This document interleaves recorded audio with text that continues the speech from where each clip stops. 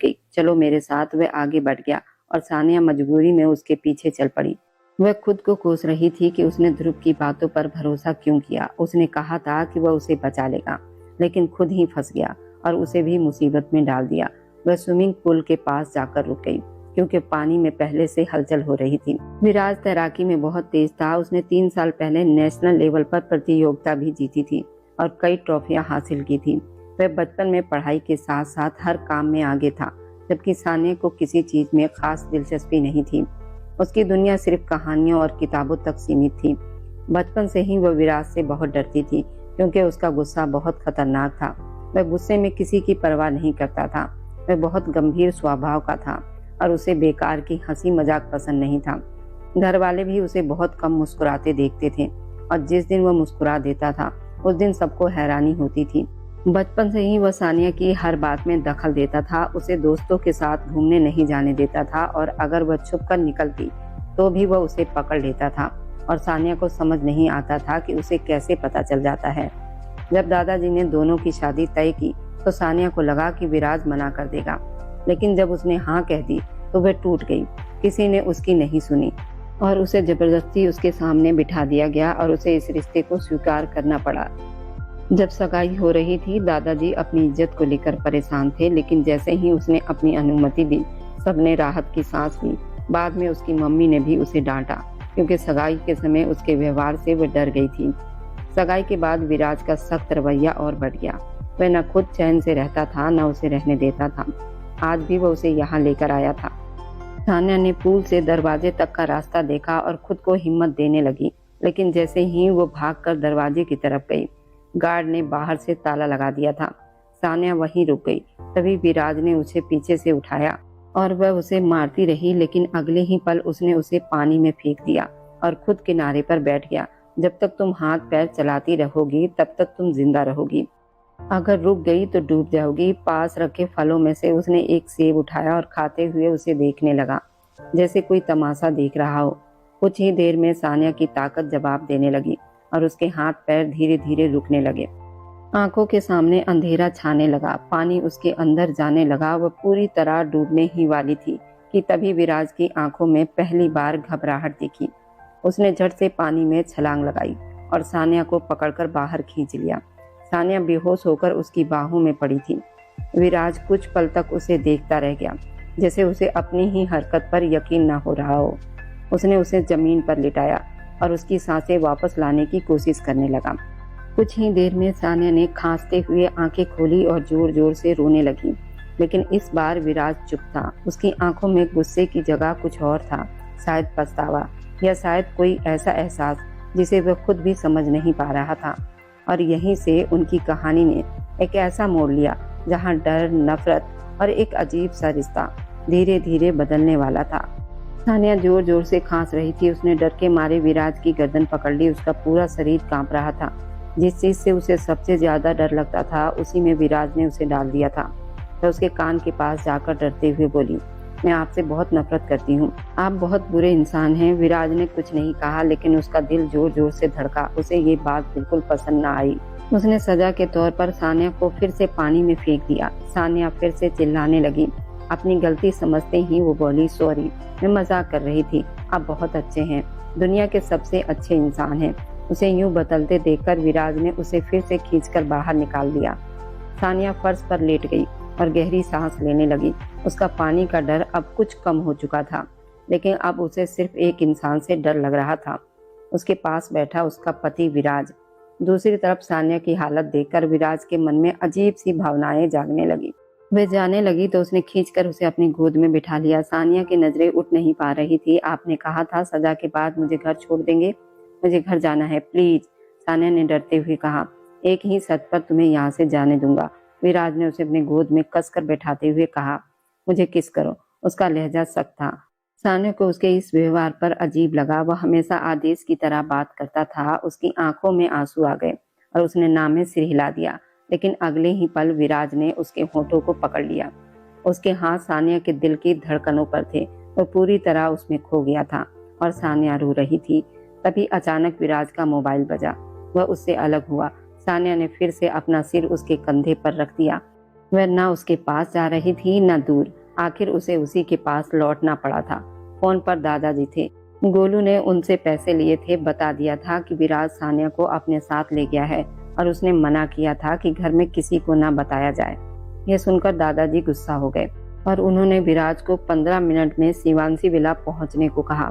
विराज ने गुस्से में फोन देखा और सानिया को अलग करते हुए बोला, तुम्हारा ये भाई मेरे हाथों से नहीं बचेगा। इतनी कम उम्र में इतना चालाक मैंने ऐसा लड़का नहीं देखा। वह बहुत चिढ़ा हुआ लग रहा था। उसे परेशान देखकर सानिया को अंदर से थोड़ी खुशी हुई, क्योंकि वह उसे काफी देर से परेशान कर रहा था। तुम अंदर जाकर कपड़े बदल लो और बाल सूखा कर लो, विराज ने कहा। सानिया मासूमियत से बोली, क्या आपको दादाजी से डर लग रहा है या मुझसे कि मैं सब बता दूंगी? ये सुनकर विराज मुस्कुरा दिया और उसके करीब आकर बोला, अगर तुमने बता दिया तो मेरा ही फायदा होगा। दादाजी जल्दी से तुम्हारी विदाई कर देंगे, क्योंकि विराज ने सब घर वालों से छुपाकर सानिया से कोर्ट मैरिज कर ली थी। विराज को उससे दूर रहना बड़ा मुश्किल था, इसलिए उसने जल्दी ही उससे कोर्ट मैरिज कर ली थी। और मैं भी उन्हें बता दूंगा कि अब मेरी पत्नी मेरे साथ रहने लायक हो गई है। उसके बालों में हाथ फेरते हुए उसने कहा। सानिया डर गई। वह कभी भी उसकी इस जिद को सह नहीं सकती थी। उसे अब यकीन हो गया था कि वो वैसा इंसान नहीं है जैसा उसने सोचा था। वह किसी की गुलाम बनकर नहीं रह सकती।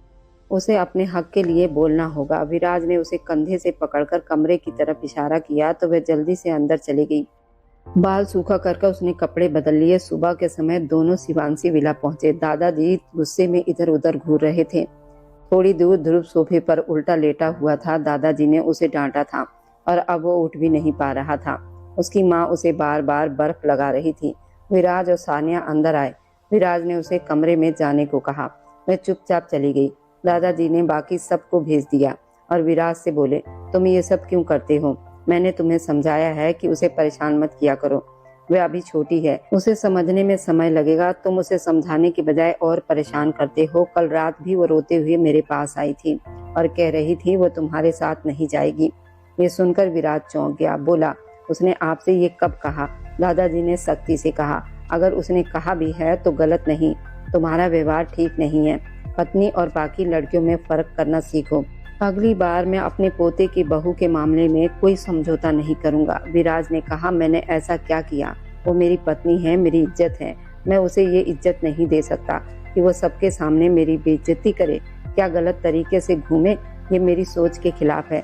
और जहाँ तक विदाई की बात है तो वो मेरा हक है। पहले उसकी कम उम्र की वजह से मैंने इंतजार किया, लेकिन अब नहीं करूंगा। मुझे त्योहार के बाद हर हाल में उसे अपने साथ ले जाना है। ये कहकर वो वहाँ से चला गया। दादाजी सिर पकड़कर बैठ गए। उन्हें लगने लगा शायद ये शादी करना उनकी गलती थी, क्योंकि दोनों एक दूसरे के बिल्कुल अलग थे। उम्र और स्वभाव दोनों में फर्क था। अगली सुबह विराज की माँ ने नाश्ते पर विदाई की बात छेड़ दी। सानिया जो आराम से जूस पी रही थी, उसे खांसी आने लगी। रागिनी ने उसकी पीठ थपथपाई। वह संभल गई और दादाजी की तरफ देखने लगी, लेकिन उन्होंने नजरें फेर ली। माहौल शांत था। इससे पहले कि उसकी माँ कुछ कहती, सानिया खुद बोल पड़ी, मम्मी, मैं अभी पढ़ाई पूरी करना चाहती हूँ, उसके बाद ही मैं अपनी विदाई के बारे में सोचूंगी। वह अब गंभीर थी। वह अपनी विदाई नहीं करवाना चाहती थी और विराज ने भी घर वालों से बता दिया था। उसने कोर्ट मैरिज कर ली है। सानिया ने पहले तो वह नादानी में उसके इतने करीब चली गई थी, लेकिन ध्रुव ने मजाक उड़ाते हुए कहा, जैसे पहले बहुत पढ़ाई की है ना, 2 बार फेल हो चुकी हो और इस बार भी वही होगा। बेहतर है अपना घर संभालो। सानिया ने गुस्से से उसे देखा और बोली, मैंने शादी आपकी मर्जी से की थी, लेकिन विदाई मेरी मर्जी से होगी। सानिया ने सिर्फ एक नजर विराज पर डाली थी, जो इत्मीनान से अपने नाश्ते की प्लेट में झुका हुआ था, जैसे उसे सानिया की बातों में कोई दिलचस्पी ही ना हो। ये कहकर वह अपने कमरे में चली गई। उसे लगा जैसे उसने कोई बहुत बड़ा फैसला जीत लिया हो। उसके जाते ही विराज ने सख्त लहजे में कहा, आंटी जी, मुझे आपकी रजामंदी चाहिए।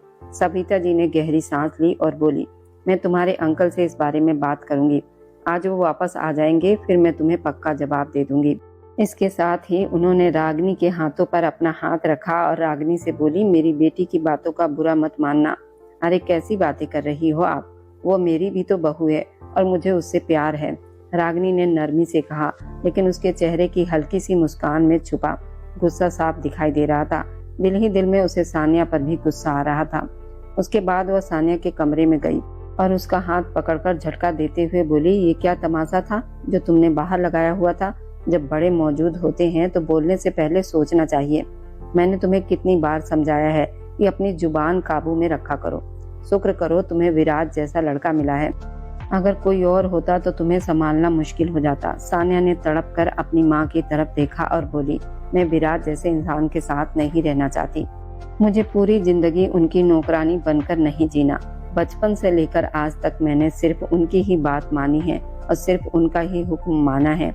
आपने मुझ पर इतनी पाबंदियां नहीं लगाई जितनी उन्होंने लगा दी है। मैं इस घर में कैद होकर रह गई हूँ और अगर मैं कुछ दिन और ऐसे ही रही तो मैं घुट घुट कर मर जाऊंगी। मैं ऐसे नहीं जी सकती और चाहे कुछ भी हो जाए मैं उनके साथ नहीं जाऊंगी। अगर आपने जबरदस्ती की तो मैं घर छोड़ दूंगी। अगले ही पल सविता जी का हाथ उठा और सान्या के चेहरे पर पड़ गया। वह एक पल के लिए सुन्न रह गई, लेकिन अगले ही पल सविता जी ने उसे गले से लगा लिया। सान्या उनके सीने से लगकर बच्चों की तरह रोने लगी और सविता जी की आंखों में भी आंसू आ गए। वह भी ऐसा नहीं करना चाहती थी, लेकिन उन्हें अपनी बेटी की बातें समझ नहीं आ रही थी, क्योंकि उनके हिसाब से विराज से बेहतर लड़का कोई नहीं था। उन्होंने टूटे हुए लहजे में कहा, मैं तुमसे हाथ जोड़ती हूँ सान्या, ऐसा मत करो। तुम्हारी इन हरकतों से हम किसी को मुंह दिखाने लायक नहीं रहेंगे। लोग पहले ही बहुत बातें करते हैं और अब अगर ये रिश्ता टूट गया तो सब कहेंगे कि गलती हमारी है। सान्या ने तड़पकर उनके हाथ पकड़ लिए और मजबूरी में हामी भर दी। पूरा दिन वह अपने कमरे से बाहर नहीं निकली। उसे हर चीज से नफरत होने लगी थी और साथ ही उसे विराज से डर भी लगने लगा था। उसने कमरे के सारे दरवाजे खिड़कियां बंद कर ली थी, क्योंकि उसे यकीन था विराज उससे बात करने जरूर आएगा। रात करीब 1 बजे उसका दिल घबराने लगा तो वो मोबाइल लेकर बाहर लॉन में चली गई और अपनी दोस्त काव्या को फोन लगा लिया। जैसे ही काव्या ने फोन उठाया, सान्या फूट फूट कर रोने लगी। उस वक्त विराज अपने कमरे की तरफ जा रहा था कि उसे बाहर से रोने की आवाज सुनाई दी। वह रुक गया और देखने लगा कि इतनी रात को कौन रो रहा है। जब उसकी नजर सान्या पर पड़ी तो उसने खुद को रोक लिया। सान्या को उसकी मौजूदगी का एहसास नहीं था। वह काव्या से रो रो कर कह रही थी कि विराज इंसान नहीं है, पत्थर है। आज मम्मी ने मुझे मारा सिर्फ उसकी वजह से। सबको लगता है कि वो बहुत अच्छा इंसान है और मैं गलत हूँ, लेकिन कोई ये क्यों नहीं देखता कि उसने मेरी सांसों तक पर पहरा लगा रखा है। विराज के कदम वहीं जम गए। उसके चेहरे पर गुस्सा साफ दिखाई दे रहा था, लेकिन उसने खुद को रोक लिया। सान्या बोलती रही, वो मुझसे प्यार नहीं करता, उसे सिर्फ हुक्म देना आता है। ये मत करो, वहाँ मत जाओ, ये मत पहनो। कभी कभी तो लगता है मैं उसकी पत्नी नहीं, उसकी गुलाम हूँ। उसने कभी मुझे समझने की कोशिश ही नहीं की। मेरे भी सपने हैं, मेरे भी जज्बात हैं। उसने कभी मुझसे प्यार से बात तक नहीं की। विराज के दिल को झटका लगा। उसे पहली बार एहसास हुआ उसने सान्या को हमेशा अपनी इज्जत समझा, लेकिन शायद इंसान नहीं समझा। सान्या ने रोते हुए कहा, वो मुझे अपने साथ ले जाना चाहता है, लेकिन मैं उसके साथ नहीं जाऊंगी, मैं मर जाऊंगी। ये कहकर उसने फोन काट दिया और वहीं बैठकर रोने लगी। विराज अंधेरे में खड़ा सब सुन रहा था और उसके अंदर कुछ टूट रहा था। उसे अपने सारे वो पल याद आने लगे जब उसने सान्या पर सख्ती की थी। उसे लगा था कि वह उसकी हिफाजत कर रहा है, लेकिन आज पहली बार उसे समझ आया सान्या की नजर में वो एक जालिम बन चुका है। उसने सान्या को हमेशा चाहा था, लेकिन उसका तरीका गलत था। इतना गलत कि उसकी अपनी मोहब्बत ही उससे दूर हो गई थी। सान्या उठी, कपड़े झाड़ते हुए अपने आंसू पोंछे और हवेली के अंदरूनी दरवाजे की तरफ बढ़ गई, जबकि विराज वहीं खड़ा रह गया। आज पहली बार उसे एहसास हुआ कि जिस लड़की को वह जीतना चाहता था उसे वह बहुत पहले ही हार चुका है। अगली सुबह सान्या पूजा करने के लिए नहीं उठी। विराज जब अपने हाथ में फोन का डिब्बा लेकर नीचे आया, उसे टेबल पर मौजूद नहीं पाया तो उसके अंदर हल्की सी बेचैनी उठी।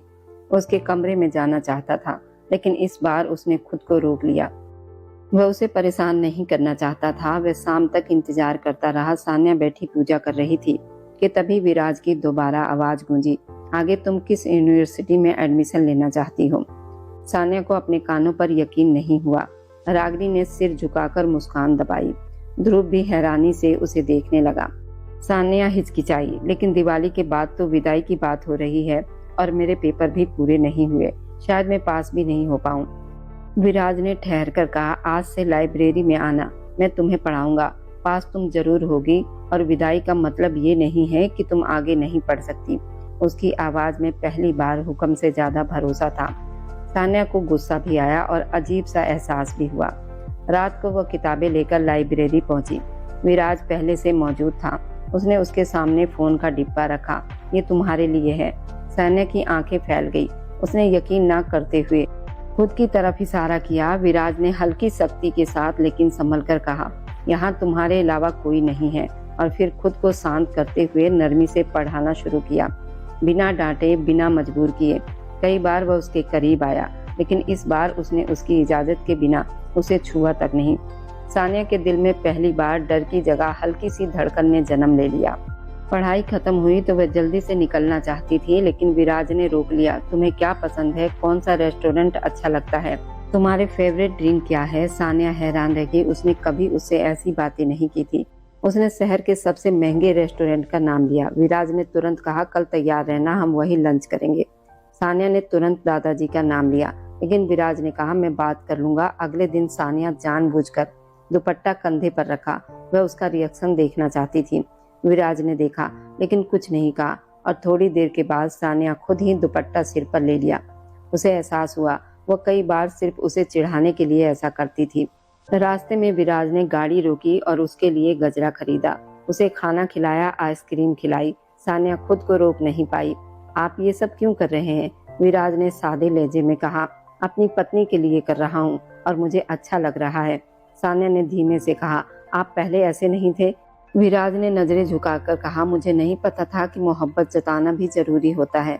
यह सुनकर सानिया ने खिड़की के बाहर देखना शुरू कर दिया, लेकिन उसका दिल पहली बार किसी और एहसास से भर गया था। अगले 2 दिन विराज काम में व्यस्त रहा, लेकिन उसने उसके लिए फूल भिजवाए। धीरे धीरे सानिया का डर खत्म होने लगा और उसकी जगह एक अजीब सी मोहब्बत ने ले ली। करवा चौथ का दिन था। सब छत पर खड़े थे और सानिया ने पहले से ही कह दिया था कि आज चांद नजर आ जाएगा, क्योंकि वह उसके लिए करवा चौथ का व्रत रख रही थी, लेकिन उसे बताया नहीं था। और वही हुआ, लेकिन उसका दिल अब चांद नहीं बल्कि विराज को ढूंढ रहा था। वह उससे दूर था और सानिया उसकी एक झलक के लिए तरस रही थी। उसने ध्रुव को अपनी मंगेतर के साथ देखा तो उसे जलन हुई। वह तुरंत रागिनी के पास गई। मुझे शॉपिंग करनी है, रागिनी ने डांटा, लेकिन तभी विराज आ गया। उसने खुद कहा, मैं इसे लेकर जाता हूँ। सानिया के चेहरे पर खुशी साफ झलक रही थी। जैसे ही दोनों गाड़ी में बैठे, विराज ने उसका हाथ पकड़कर उसे अपनी तरफ खींच लिया। ये तुम करके किसे बुला रही थी? सानिया घबरा गई, लेकिन इस बार डरी नहीं, गलती से निकल गया, उसने झुकी नजरों से कहा। विराज मुस्कुराया, उसके बालों की लटों को उंगली में लपेटते हुए बोला, अब ऐसा मत कहना, और फिर हल्के से उसके होठों को छू लिया। सानिया के सांसें रुक गई। उसने धीरे से कहा, आप बहुत बुरे हैं। विराज ने मुस्कुराकर जवाब दिया, और तुम बहुत खूबसूरत हो मेरी जान। फिर उसने उसे अपने करीब करके कहा, मैं सच में माफी चाहता हूँ, मैंने तुम्हें बहुत तकलीफ दी है। वादा करता हूँ अब ऐसा नहीं होगा। सानिया ने धीमे से कहा, बस मेरा दिल फिर मत तोड़ना। विराज ने उसकी आंखों में देखते हुए कहा, नहीं तोड़ूंगा, लेकिन बदले में तुम्हें विदाई के लिए हाँ करनी होगी। अब मैं तुम्हारे बिना नहीं रह सकता। उसकी आवाज फिर से भारी हो गई थी। सानिया की धड़कनें तेज हो गई। और अगर मैंने मना किया तो? विराज ने हल्के से उसे और करीब खींचा। तो मैं तुम्हें मना लूंगा। सानिया हल्का सा मुस्कुरा दी। उसके बाद विराज ने उसकी हर ख्वाहिश पूरी की। ढेर सारी शॉपिंग करवाई और आखिरकार सानिया की मर्जी से 1 महीने के बाद उनकी विदाई। आखिरी दिनों में एक दूसरे के लिए तड़पते रहे, और जब वो दिन आया तो विराज ने उसे अपनी बाहों में भर लिया, जैसे अब उसे कभी खुद से दूर नहीं जाने देगा। उनकी मोहब्बत अब इसी तरह बढ़ती जा रही थी। लेकिन एक दिन उसने कुछ फाइल देख लिए थे और वे आग बबूला हो रही थी। कमरे में कुछ पल के लिए सन्नाटा छा गया, लेकिन तभी सानिया की नजर फाइल के आखिरी पन्ने पर पड़ी और उसने कांपते हाथों से उसे उठाया। जैसे ही उसने वो पन्ना पढ़ा, उसकी आंखें फटी की फटी रह गई, क्योंकि उस पर लिखा था कि उस हादसे में सिर्फ एक नहीं बल्कि 2 गाड़ियां शामिल थी, और दूसरी गाड़ी का ड्राइवर कोई और नहीं था। सानिया ने हैरानी से विराज की तरफ देखा। ये दूसरा नाम ध्रुव, ये कौन है? विराज के चेहरे पर पहली बार डर की झलक उभरी। उसने कुछ कहने की कोशिश की, लेकिन शब्द उसके होठों पर आकर रुक गए। तभी कमरे की खिड़की जोर से खुली और ठंडी हवा के साथ एक आवाज गूंजी, इतनी जल्दी सच जान गई तुम? सानिया और विराज दोनों ने एक साथ मुड़कर देखा तो दरवाजे पर एक शख्स खड़ा था, जिसकी आंखों में अजीब सी चमक थी। वह धीरे धीरे आगे बढ़ा और मुस्कुराते हुए बोला, मेरा नाम ध्रुव है, और इस कहानी का असली किरदार भी। सानिया का दिल जैसे थमसा गया। तुम? ध्रुव ने हंसते हुए कहा, हादसा, एक गलती नहीं था सानिया, वह एक प्लान था और उस प्लान का मकसद सिर्फ तुम्हारे माता पिता नहीं थे बल्कि तुम थी। सान्या के पैरों तले से जमीन खिसक गई। क्या मतलब? ध्रुव की आंखें ठंडी हो गई। तुम्हारे पिता ने मेरे साथ धोखा किया था और मैंने बदला लेने के लिए ये सब कुछ खत्म कर दिया, लेकिन तुम्हें जिंदा रखा क्योंकि तुम्हारी जिंदगी मेरे खेल का हिस्सा थी। विराज गुस्से से चिल्लाया, ध्रुव बहुत हो गया। लेकिन ध्रुव ने हंसते हुए उसकी बात काट दी। तुम तो सिर्फ एक मोहरा थे विराज। तुमने जो किया वह भी मेरी ही चाल का हिस्सा था। तुम्हें लगा तुमने सान्या को बचाया, लेकिन असल में तुमने उसे मेरे और करीब ला दिया। सान्या की आंखों से आंसू रुकने का नाम ही नहीं ले रहे थे। उसकी पूरी जिंदगी जैसे एक साजिश बनकर सामने आ चुकी थी। उसने कांपती आवाज में कहा, तो तुम पूरी जिंदगी एक खेल थी? ध्रुव ने मुस्कुराकर जवाब दिया, खेल तो अब शुरू हुआ है सान्या, असली कहानी अभी बाकी है। ये सुनकर सान्या के अंदर कुछ टूट गया, लेकिन उसी पल उसकी आंखों में एक नई आग भी जल उठी। उसने आंसू पोंछे और पहली बार खुद को कमजोर नहीं बल्कि मजबूत महसूस किया। उसने ठंडी आवाज में कहा, अब खेल मैं खेलूंगी। सान्या के पिता को मारने वाला विराज का खुद का भाई था और ये बात किसी को नहीं मालूम थी। और आज जब ये राज खुला तो सान्या बिल्कुल हैरान हो गई थी। ध्रुव का मतलब था कि वह उसे अनाथ करके उसकी शादी विराज की जगह उसे हो जाए और सान्या की पूरी दौलत का मालिक बन जाए, जबकि अब सब राज खुल चुका था। उसे अपने पति से बहुत नाराजगी थी क्योंकि वह सब कुछ जानते हुए भी उसने कभी उसको बताया ही नहीं था। अपने भाई के चक्कर में उसने ये सब राज घर के कोने में ही दफन कर दिया था। और इस बार जीत मेरी होगी। विराज ने उसकी तरफ देखा। उसकी आंखों में दर्द और उम्मीद दोनों थे, लेकिन सान्या अब बदल चुकी थी। वो मुड़ी और दरवाजे की तरफ बढ़ गई। इस बार न उसके कदम डगमगाए और न उसने पीछे मुड़कर देखा, क्योंकि अब वो किसी की कठपुतली नहीं थी बल्कि अपनी कहानी खुद लिखने जा रही थी। और यही इस कहानी का सबसे बड़ा सच था कि कभी कभी सबसे बड़ा धोखा वही होता है जिसे हम अपनी किस्मत समझ लेते हैं। और जब सच सामने आता है तो इंसान टूटता नहीं, बदल जाता है। और मेरी वीडियो को जहाँ कहीं से भी आप लोग देखते हैं, कमेंट में अपने शहर और राज्य का नाम जरूर बताएं। मुझे आप लोगों के कमेंट पढ़ने में बहुत आनंद आता है और उन सभी का मैं बहुत बहुत धन्यवाद करना चाहती हूँ जो लोग मेरी वीडियो को देखते हैं और लाइक करते हैं और शेयर करते हैं। अगर आपको आज की कहानी पसंद आई है तो वीडियो को जरूर लाइक कीजिएगा और अपने दोस्तों के साथ शेयर भी कीजिएगा। और हाँ, अगर आपने अभी तक हमारे चैनल को सब्सक्राइब नहीं किया है तो जरूर सब्सक्राइब कर लें। मिलते हैं हम अपनी कल की एक और नई दिलचस्प कहानी के साथ। मुझ पर सदा अपना प्यार और स्नेह बनाए रखें। सभी को मेरा प्यार भरा नमस्कार दोस्तों। खुश रहें, स्वस्थ रहें, मुस्कुराते रहें।